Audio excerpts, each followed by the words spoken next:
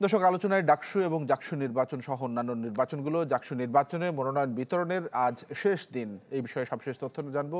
জাহাঙ্গীরনগর বিশ্ববিদ্যালয়ে রয়েছেন আমাদের সহকর্মী এজাজ সৌমিক। সৌমিক, কি খবর থাকছে?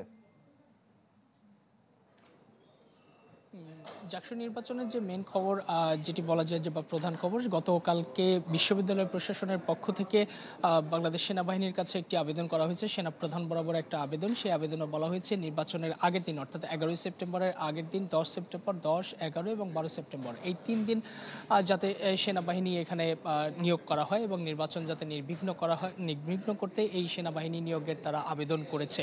এটি নিয়ে আসলে বিশ্ববিদ্যালয়ের ভিতরে এক ধরনের মিশ্র প্রতিক্রিয়া সৃষ্টি হয়েছে। এর আগে যে 9 দফা জাকসু নির্বাচন হয়েছে সেখানে এভাবে আসলে সেনাবাহিনীর সহযোগিতা চাওয়া হয়নি, সেরকম তথ্যগুলো আমরা জানছি। কিন্তু অনেকে বলছেন যে যেহেতু ম্যাজিস্ট্রেসি পাওয়ার নিয়ে সেনাবাহিনী সারা দেশে নিয়োগ রয়েছে, সুতরাং নির্বাচনে যাতে সহযোগিতা হয়, আইন শৃঙ্খলা পরিস্থিতি যাতে স্বাভাবিক থাকে, সেই হিসেবে এই আবেদনটি করা হয়েছে এবং বিশ্ববিদ্যালয় প্রশাসনের প্রত্যাশা যে সেনাবাহিনী সেই সহযোগিতাটা করবে।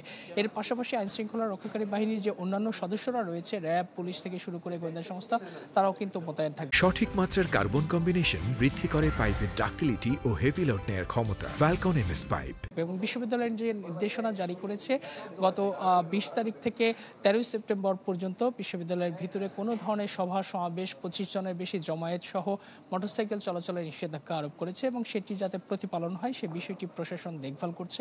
প্রক্টর অফিস যথেষ্ট তৎপর রয়েছে। এছাড়া আজকে মনোনয়নপত্র সংগ্রহ এবং জমাদানের যেহেতু শেষ তারিখ, সুতরাং আজকে বেশি চাপ পড়বে। ইতিমধ্যেই যারা মনোনয়নপত্র সংগ্রহ করবেন তারা আসতে শুরু করেছেন। ধারণা করা হচ্ছে দুপুর 12টার পরে এই ভিড়টা আরও বেশি হবে। এবং গতকাল এবং আজকে পর্যন্ত এখন পর্যন্ত যে আপডেট সেটি হচ্ছে যে কেন্দ্রীয় ছাত্র সংসদ নির্বাচনের জন্য এখন পর্যন্ত 94 জন মনোনয়নপত্র সংগ্রহ করেছেন এবং জমা পড়েছে খুব কম, সেটি হচ্ছে 9টি জমা পড়েছে।